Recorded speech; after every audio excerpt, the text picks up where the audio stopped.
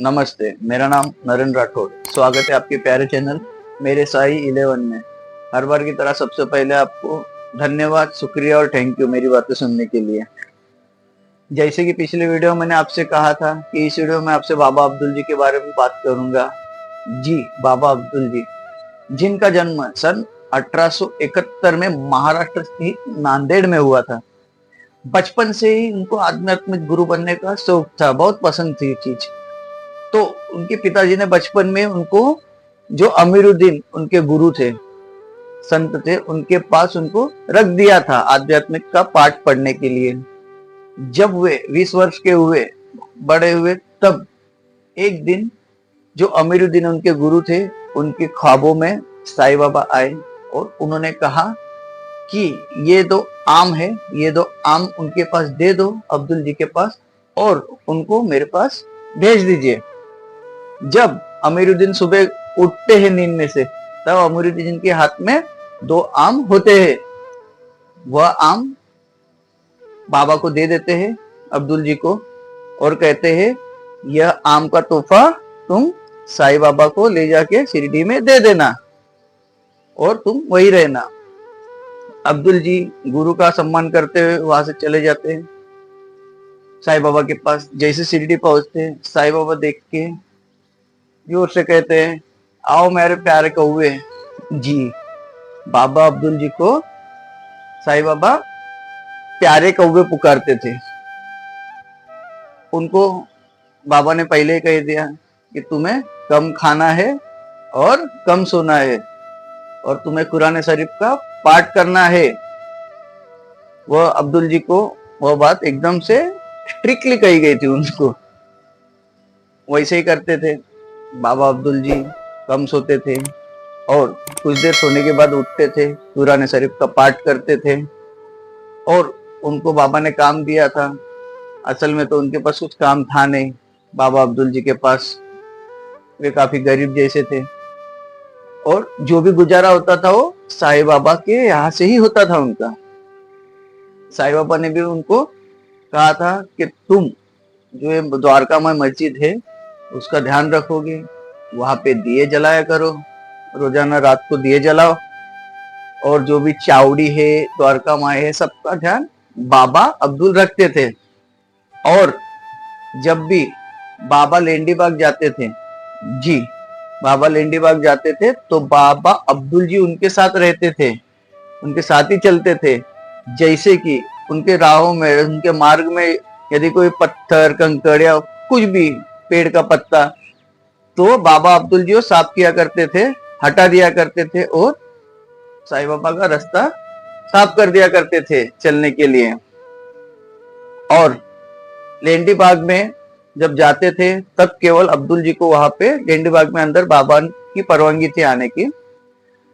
बाबा अब्दुल मटके में पानी ले जाया करते थे और साईं बाबा चारों दिशाओं में वह पानी डाला करते थे। और उनके साथ भी एक चमत्कारिक बात हुई है बाबा अब्दुल जी के साथ भी। डॉक्टर पिल्लई, जी हाँ, डॉक्टर पिल्लई करके एक बहुत बड़े डॉक्टर थे। वह डॉक्टर को नारू का रोग हुआ था। जी, नारू पैर में हुआ था उनको। तो वो बाबा के पास आए थे।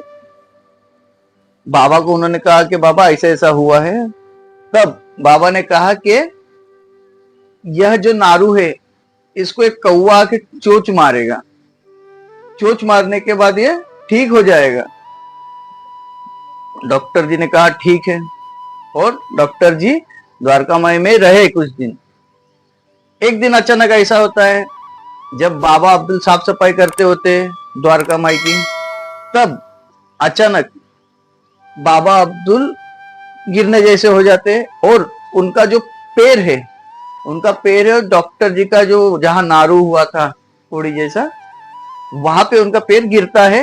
और जो अंदर गंदी चीजें थी, जैसे गंदा खून था, वो पित्त वगैरह जो भी होता है, वह सब उसमें से निकल गया, नारू में से, और उनका पैर उस दिन, एक दो दिन में ठीक हो गया। फिर डॉक्टर जी बाबा के पास जाते हैं, साईं बाबा के पास। उनको कहते हैं कि साईं बाबा पैर तो ठीक हो गया, लेकिन आपने मुझे कहा था कि कौवा के चोंच मारेगा, लेकिन कोई कौवा नहीं आया और किसी ने चोंच नहीं मारी। तब बाबा कहते हैं जिस जो पेड़ तुम्हारे ऊपर गिरा वही मेरा प्यारा कौवा है। तब डॉक्टर जी को भी ये बात अच्छी लगी, उन्होंने कहा जी जी आपकी बात ठीक है, और डॉक्टर जी वहां से चले जाते हैं। उसी प्रकार और एक बार क्या होता है, रात का समय होता है, अंधेरा होता है, तब बाबा के सटके का आवाज आता है। बाबा अब्दुल जी उठते हैं कि क्या हुआ देखने के लिए। तब वहां से सांप गुजरता रहता है बहुत बड़ा। वे दूसरा चमत्कार। फिर ऐसा होता है कि अब्दुल बाबा फकीर हो गए थे, आध्यात्मिक गुरु हो गए थे। तो उनके जो उनका जो लड़का था, उनके उसके शादी में बहुत बहुत रुकावट आया करती थी। सब कहते थे कि बाबा अब्दुल जी तो फकीर हो गए हैं, हम हमारी लड़की वहां पे क्यों दे उनके पास।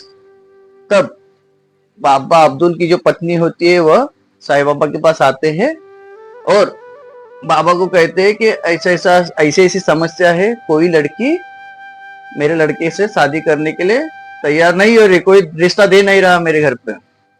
तब साईं बाबा कहते हैं कि इसकी शादी बहुत धूमधाम से होगी और बहुत अच्छे घर का रिश्ता आएगा। और कुछ दिनों में वाकई एक अच्छा रिश्ता आता है और बहुत धूम धड़ाके से उनके लड़के की शादी हो जाती है। बाबा अब्दुल के पास कोई घर मकान नहीं था, कोई रूम नहीं था, वो कहीं भी सो जाया करते थे।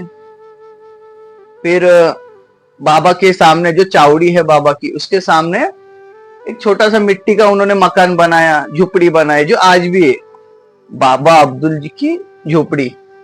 आप द्वारका माई के पीछे जाते हो, चावड़ी बाबा की जो चावड़ी है उसके सामने ही है बाबा अब्दुल जी का वह मकान, जिसे बाबा अब्दुल जी की झोपड़ी कहा करते थे, आज भी है वो।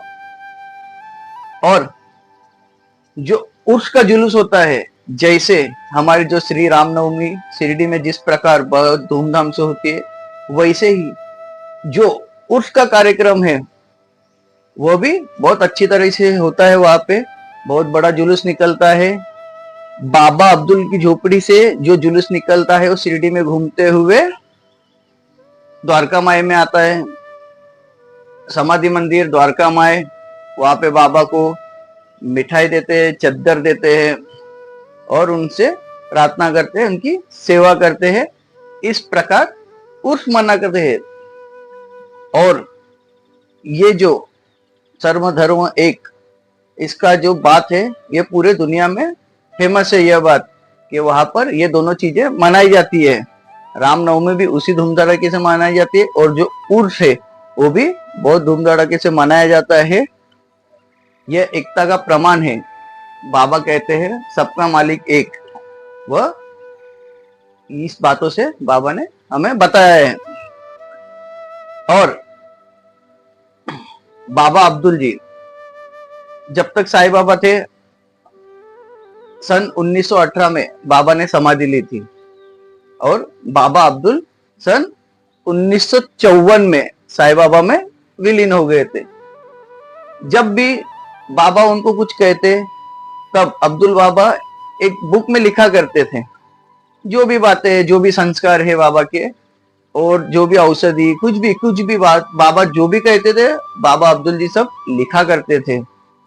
और वे साईं बाबा के ना होने के बाद भी उन चीजों का वो इस्तेमाल किया करते थे, लोगों को ठीक किया करते थे उन बातों से। और जब साईं बाबा ने देखा कि मेरी बहुत अच्छी से सेवा की है इन्होंने, तो बाबा ने उनको जो खुद का सटका था, चिमटा था, दीक्षा पात्र था, यह बाबा अब्दुल जी को उन्होंने तोहफे में दिया था। वह आज भी जो अब्दुल जी की झोपड़ी है वहां पर है। आप जब भी जाओगे तो उनके झोपड़ी में वह चीजें देखोगे, बाबा का सटका, चिमटा और दीक्षा पात्र, वह साईं बाबा ने स्वयं उनको दिया था। उसके भी दर्शन कीजिएगा। आप जब भी जाओगे तो बाबा अब्दुल की झोपड़ी में भी जाइएगा। और उनकी जो समाधि है, जब आप द्वारका माई से थोड़ा आगे जाओगे लेंडी बाग की ओर, तो वहां पर उनकी समाधि रखी गई है। अगर मेरी बातें आपको अच्छी लगती है तो मुझे लाइक कीजिए, कमेंट कीजिए, शेयर कीजिए और सब्सक्राइब जरूर कीजिएगा। आप सुखी रहिए, खुश रहे, मुस्कुराते रहे और सलामत रहे, यही मेरी साईं से दुआ प्रार्थना है। मिलते अगले वीडियो में, तब तक के लिए ओम साई राम।